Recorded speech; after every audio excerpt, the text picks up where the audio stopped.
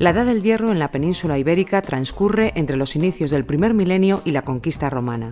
En este marco temporal tienen lugar importantes transformaciones sociales y económicas, entre otras el urbanismo, la implantación de la metalurgia del hierro o la adopción del torno alfarero. Los grupos humanos que habitan la península en la época, responsables de dichas transformaciones, se conocen gracias a las fuentes clásicas escritas. Los vaceos son la etnia prerromana que habitó el territorio central de la cuenca del Duero. Su desarrollo urbano muestra un patrón de poblamiento peculiar, con la aparición de las primeras ciudades de nuestra historia que pudieron albergar varios miles de habitantes. Estos núcleos urbanos están regidos por una aristocracia guerrera, como lo atestiguan las fuentes clásicas y la arqueología. La economía del pueblo vaceo es fundamentalmente agropecuaria. Importancia especial tiene el cultivo de cereales, que proporciona los excedentes necesarios para comerciar con otros territorios. En apenas 20 generaciones, los vaceos imprimieron su sello particular a estas tierras.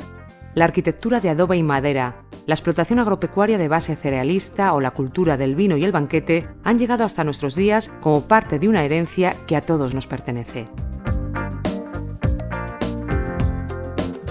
Pintia se localiza en el extremo oriental de la provincia de Valladolid, en los términos de Padilla de Duero y Pesquera de Duero. La Universidad de Valladolid, a través de su Centro de Estudios Vaceos, Federico Wattenberg, ha trabajado en ella durante más de 30 años consecutivos. El enclave se ha convertido en referencia obligada para el conocimiento del mundo vaceo. La zona arqueológica Pintia ocupa 125 hectáreas. Su enorme riqueza patrimonial da testimonio de su ocupación por vaceos, romanos y visigodos a lo largo de más de 1000 años. En Pintia se distinguen varias áreas funcionales. A un lado del río Duero se encuentra la ciudad de las Quintanas, defendida por fosos y muralla, su necrópolis de las Ruedas, el Ustrinum o crematorio de los cenizales y un posible santuario. En la orilla contraria se localiza el barrio artesanal de Carralaceña, con su zona residencial, necrópolis y centros de producción alfarera. A todo ello se añaden como elementos también propios de la ciudad los campos de cultivos, pastos, montes y viales. En la región vacea es evidente la ausencia de materias primas para el trabajo de broncistas, herreros y orfebres. Los metales en bruto debieron ser importados, al igual que el granito que conforma sus típicas ruedas de molino para molturar el grano.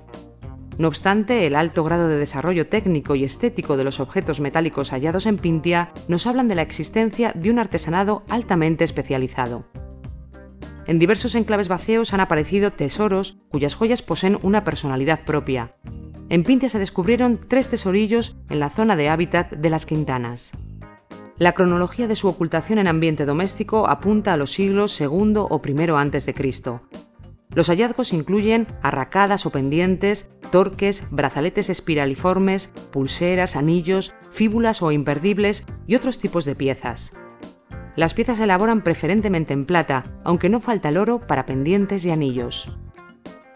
En el cementerio de las Ruedas de Pintia han aparecido también joyas de barro, imitaciones de joyas modeladas en arcilla que acompañarían al muerto en su tumba, mientras las auténticas se mantienen en la familia a lo largo del tiempo. En cualquier caso, unas y otras son el testimonio de las costumbres de una élite aristocrática que encuentra en estas joyas un elemento más de distinción frente a los otros. Joyas que más de 2000 años después vuelven a brillar con personalidad propia, al convertirse en estímulo de nuevas creaciones para nuestros artistas, dentro de Vacearte, arte contemporáneo de inspiración vacea.